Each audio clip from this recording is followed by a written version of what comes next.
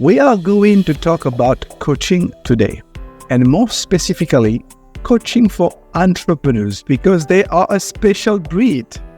Joining me is one of my clients, Duncan Davies, CEO and co-founder of Notify Technology, a startup born in Newcastle, UK, that makes workers safer, healthier, and more productive wherever they are in the world. Since their first funding round in late 2018, they've built a business that supports over 200,000 employees in over 100 countries around the globe.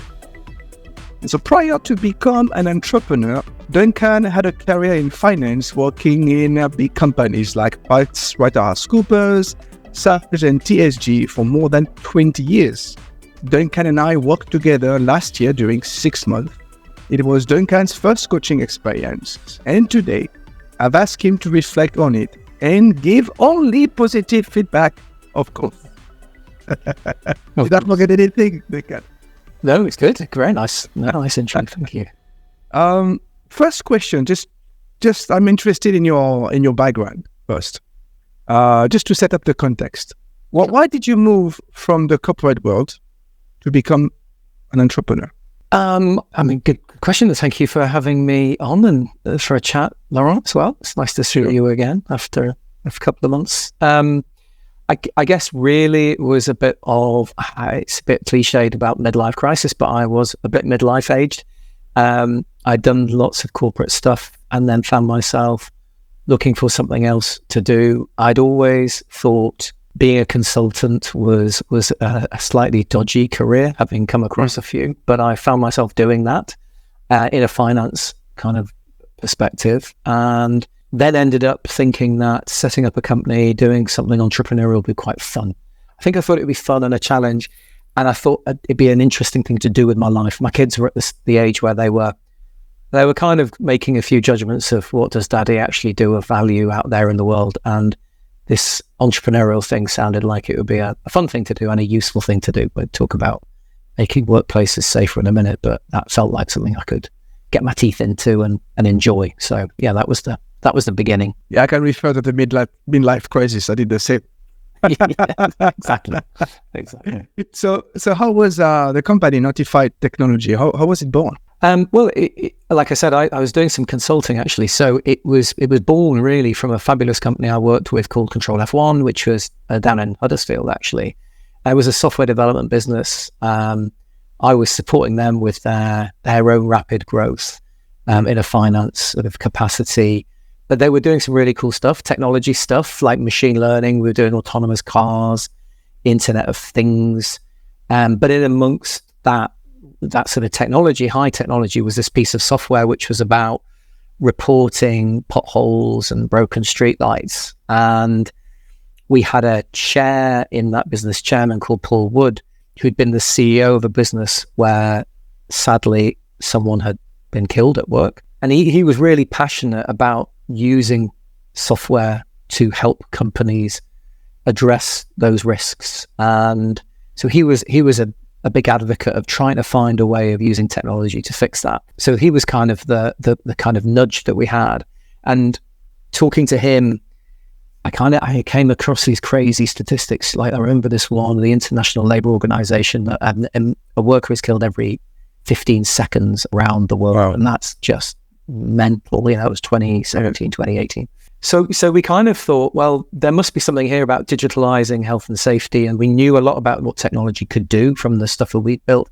So we span it out. We span out the software in 2017 and into another company, Notify Technology. And Andy, who was the CEO of that company, came with it and became the CTO of Notify. And we decided to go on this mission to try and make 1 billion people safer at work around the globe. So that was the beginning of it. And it was kind of Andy and I, a couple of other people who we were lucky enough to know, set out on this idea of let's try and build a business from pretty much from scratch. Andy is your co-founder. Yeah. He's the techie genius, and he built all the original software that we started with many moons ago. So just tell us today, how many How big is the Notify technology? Well, in terms of people, we're about 20, 25 people big. We've got probably 150 customers that use us, I guess, in anger in terms of paying for what we do. But like you said in the beginning, we've got people using our free version of the software all over the world. And we have the companies that we support have around 150,000 employees directly. And the supply chain that they have to their contractors is probably similar to that. But we have customers in the US, mostly in the UK, but US, Germany. We have a customer in Mongolia, Australia, New Zealand. It's quite fabulous to think about the fact that actually safety is and keeping people safe is quite similar across the world, really. An accident is an accident is an accident. The reporting to the authorities might be different, but actually safety as a concept and looking after people is something that transcends barriers, and there's something pretty universal, which I like. So I will put the link to your website. So if people are interested, they can go and sure, yeah, have more information. Yes, absolutely. Also give your contact details, and LinkedIn profile. But like I said, let's talk about coaching. Let's go here and address the big elephant in the room. Absolutely. So that was like when we started. Was like maybe like 8-9 months ago now. So what pushed you to reach out to me? Well, I think it was a LinkedIn post actually that I saw. So there you go, the power of social media. I mean, I think I've had mentors in my previous life as a finance director, and I'd massively seen the value of having an external voice that you could talk to. And there was a sort of the catalyst, I guess, at Notify was that I had, and I've still got fabulous people around me, experienced chair, great non-exec, good people in the business and friends, but I hadn't never done coaching, so I was a bit intrigued, and probably at that time, and maybe to some extent still, I think I was having a lot of imposter syndrome of I'm not really an entrepreneur. I mean, I still struggle with that word because it feels like from an urban myth point of view, I should be in my 20s and in a garage in California, being trendy and tacky. So being a middle-aged entrepreneur felt like a bit of a con. So it was imposter syndrome, I think, stuff coming from being a finance person to trying to be a CEO and lead a business. I think I wanted to test my own thinking, perhaps with somebody who didn't have a direct kind of financial or emotional link to the company. I think that was something I really thought had value, because there was an element of openness I could have, but also somebody who would challenge me back. And to some extent, what I'd learned when I did some consultancy was I found it really empowering that you could be really, really honest, because the worst that they could do is stop you being a consultant. And I think that's a real value in it, that the person on the other side of that coaching conversation can be really blunt and really brutal and hold up a mirror, whereas everybody else has a little bit of an agenda, usually a good agenda, but there's always that. So I felt that would be quite, a value and interesting. When you reach out, did you have any particular expectations? Because it was the first time, like you say, it was the first time you were reaching out to a coach. Yeah, I think expectation-wise, and I think from what I'd seen on LinkedIn, the main expectation I had was that it would be some challenging for me of some of my beliefs and my way of thinking, and I felt that would be the value. So I was expecting, and I was expecting from what I'd seen some questions, and I was probably a bit skeptical, of that, because I think I spoke to a couple of your other clients, and they were like, Lauren just has a way of asking really difficult questions that challenge you. And I was like, well, I'm interested in that, because I think of myself as fairly intelligent and a good arguer. So I thought it'd be interesting to see what gets pushed back at me. And so I was really looking for someone who could say, these things that you're thinking, why do you think them? And here's a bit of a challenge to it that perhaps other people weren't able to say or weren't delving into to challenge me on. That was probably my main expectation. Okay. It's really, really interesting to know, because the questioning is at the core of coaching. I'm curious. Have you tried anything else? Like you were talking about this imposter syndrome that you had. Have you tried anything to kind of not solve it, but quiet it down before reaching out to me? I mean, I've read all the books. I love a book. I mean, part of that learning, I suppose, is that most people you speak to about it go, "Yeah, I've got that or had that." And part of my realization, I suppose, through the coaching experience was a bit of, it's all right if I feel that, if the people on the other side that I'm communicating with and leading don't see that, if I'm giving them what I need to give them, doesn't really matter. And therefore you kind of go around this loop of, well, and I'm not really being an imposter because nobody thinks I'm not the CEO or the leader of this business. So beforehand, like I said, mentoring I'd found useful, and most of my interactions had kind of gone down this, you're feeling these things that are quite normal. I was just interested to try and figure a way of moving on my leadership skills within notifying. That was the area I needed most help, I thought. And so what convinced you that coaching and hiring me was the right decision? Well, so the questioning was I remember being quite intrigued in the first couple of sessions. I was like, that's quite clever. So, you kind of span what I was saying back at me and ask me some hard questions. And I think that's really interesting that you realize there's this real skill of knowing when to answer the question and when to ask it back and test what that person's really asking. And I think you did that really, really well. Thank you. And it was, it was probably a bit uncomfortable at times, but I just remember chuckling to myself and thinking, yeah, that's very smart actually, because I think I probably came to it and still have a tendency to complicate and over process. And I like complexity and I like complicated things. And I think when I was talking to you, you would ask things back in a, yes, that's all really interesting, but what about this? And it's that, I think that skill is, you know what I mean? It's like, it's actually just getting to the root cause or the real question. And you realize then that when you unpack it all I'm saying is this one thing. I'm waffling now, but you're saying one thing. And I think it's picking out that little nugget that was interesting and useful for me. And I did, like I said, I did come to it a bit like skeptically, how will it actually work? But I found it really thought-provoking. And, you gave me homework, which was fun. You held me to account. You chased me on WhatsApp for my homework. And for me, yes, other people might be different, but for me, I felt that was a really nice way of it not being about a kind of therapy session every fortnight. It was a session, I set some goals, you chased me up, how are you doing with the things you said?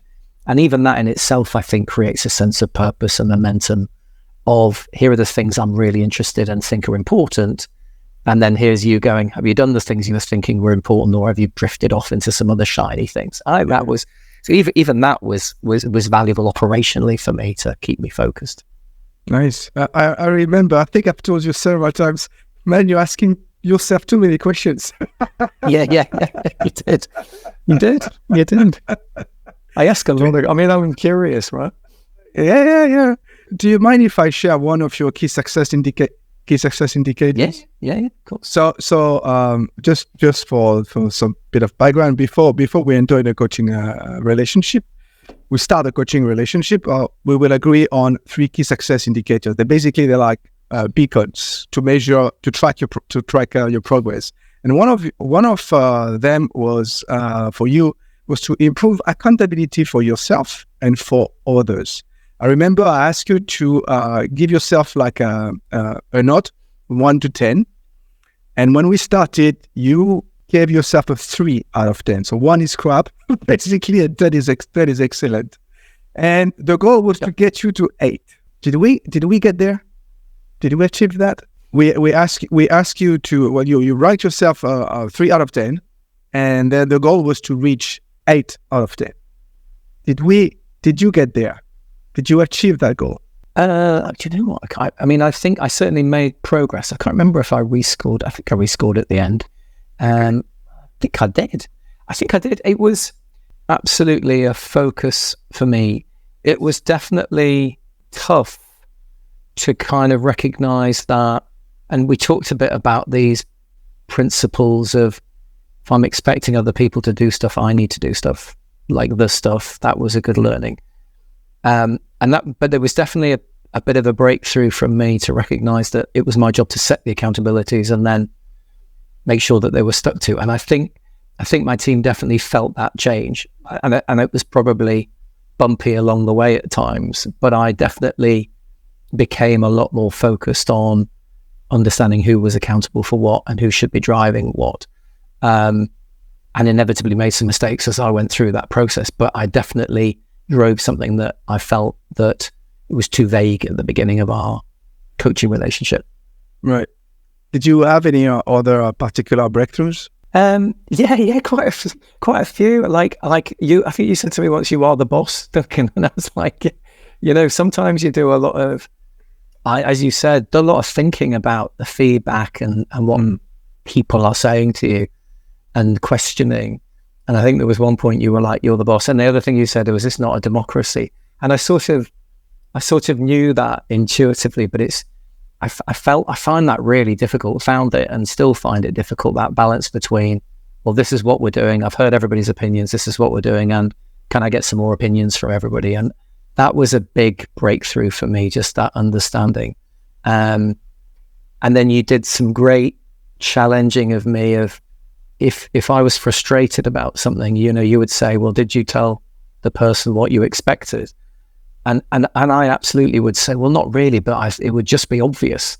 And you were like, well, if you haven't given clarity on the standard, then it's not necessarily obvious, and therefore you need to give more clarity. So that drove a lot of my thinking about principles and standards. So that was really that was a good breakthrough. And then it was about other people need to deliver. I think I was internalizing a lot of, I need to do this and I need to make that and I need to do this. And you, I think, did a lot of challenging of, you do employ people and they do have jobs, and you should expect those people to deliver things. I think that was a really useful mirror of, it's not all on me. And that's the challenge of an entrepreneur, right? I think you feel like you own the lot, and you do. I think you absolutely, I think to be an entrepreneur in the first place, you need a bit of single-mindedness and an ability to dabble in lots of things. And then you have to go through this evolution of handing off things to other people, where you're then clear what you expect those people to do, but you also recognize they will be delivering things in their own way, using their own skills. And that, I think for me, you emphasized on, are they being the best they can be? Not about you, Duncan, but are they being the best that they can be? And that was really helpful too. So there's one thing that is always very difficult to evaluate is the results, the return on investment of coaching. But I'm going to ask you the question anyway. What were the results? Can you assess the return on investment? I mean, it's hard. What I liked about coaching was that we or I set goals that were personal and linked to my job. So one of the goals I set was to run a 30-minute 5K, which, I set purposely because I felt that the whole being the leader thing, which was really important to me, was ending up affecting me from a health perspective. So I guess from a weird ROI perspective, having that focus of, I need to also crack this running log at the same time as doing my homework, was a really nice incentive, because from an ROI point of view, I think as I was going through that, it kept me focused on also my health rather than just, I need to do even more hours of work. So from a very selfish perspective, that was a good balance. In terms of a notify perspective, I feel like I improved as a leader. Definitely we got more accountability and clarity. In terms of turning that into and therefore we made X pounds more this, or we saved Y pounds of that, and that's hard to do. I think the fact is I'm still here and we're still growing and we're doing really, really well as a business, when lots of startups, a significant percentage of startups fail. Lots of them that don't fail don't grow, and we're growing really well. So from that perspective, I feel more in control and more clear about what I want to do. But, I'm also still that work in progress that, it still needs to evolve and adapt, because it's a lot harder than they tell you in the books.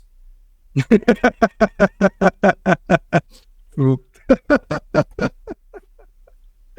I have to tell you that you mentioned one of the key success indicators was to run 5K under 30 minutes, which you did, by the way. Since now with all my clients, I will always ask them to include one key success indicator related to their health. Nice. Yes. So you created that. Thank you. And it works perfectly. I even put a client to start sports, and he has never done any sports in his life. Oh, really? Nice. Yeah. Nice. Yes. Okay. So there are entrepreneurs out there. Maybe they are considering coaching, but they are hesitating or skeptical, like you were. Yeah. That's something that I heard. Yeah. Or they can say, "Oh no, I don't need it." What would you say to those entrepreneurs? I think it's very low. I mean, I was lucky as an entrepreneur in that I had a co-founder and people around me. I think I'm very lucky in that many entrepreneurs don't have any of that. Often they don't have a co-founder. And I think in that world, you absolutely should give it a go, because it is incredibly lonely. And if you're anything like me, you're doing a lot of questioning of, is this the right thing? And is this not the right thing? And am I doing a good job? So if nothing else, I think it just helps your sanity of a place to go and vent, bring out problems, and then actually get to solutionizing them. And that's what I enjoyed, the fact that it was about solutions. It wasn't therapy. I didn't talk and then get lots of little positive strokes. I got well, what are we going to do about that? Have you thought about this? When are you going to do that? And then I got captured in, have you done it? And I think entrepreneurs, by their nature, are often like, well, that's really good. I'm going to do that this week. Actually, that's a bit boring now. I'm going to do this other thing. Creating that structure through coaching, I think, is really helpful. But it's just that voice of somebody who's like on your side and wants you to succeed because you've set the goals together, but then is holding you to account for the goals, and in a way that is about helping you succeed and has no agenda. And that, I think that external view is really priceless, because especially if you're a solo entrepreneur, you might not get it anywhere else. You might get it from a loved one, but the clarity that you can get from bouncing ideas off somebody and getting that direction coaching, and I think somebody who's coaching people like you, so you've got the frame of reference, Lauren, of going, well, you're like this guy and you're like this that happened to them. I found that really, really helpful, because I don't have that network of lots of entrepreneurs, whereas you do. I think that's really, really valuable, that you're doing something really, really difficult and you're getting feedback about somebody else who's been through the same thing and what they might have tried. I think that's a massive skill as a coach to bring to it, to help you as an entrepreneur get another perspective when it can feel quite daunting. Amazing. Is there anything you would like to add that is important and we forgot to talk about? No, I think I'd just emphasize that bit of we spoke, we agreed what I was going to do. I brought my topics to you. I guess we didn't necessarily cover that, but I brought my problems to you. Yeah. And it was flexible. So it was like, what is on your mind this week? I really like that, because actually that changed quite dynamically. And talking about the thing that mattered most at the time was really helpful. And then we agreed what I was going to be doing. And then that checking in for me worked really well, because it was like, whatever else comes along, I've said that's the thing I need to resolve. And then I was coming back to you, we talked through what happened. I think that structure, I don't know if that's common to all coaching, but I found that really helpful for me, because it kept me focused. So yeah, that bit I think was a key part of the success for me. Amazing. Thank you very much, Duncan, for doing this and sharing your experience. Pleasure, Laura. Really enjoyed it, and I'm sure it'll go. You'll continue to go from strength to strength with it. There's lots of people need it. Yes. As I mentioned, I will put your website and all your contact details in the description below. Thank you very much for watching, and don't hesitate to reach out to me if you want to know more about coaching, like Duncan did. See you.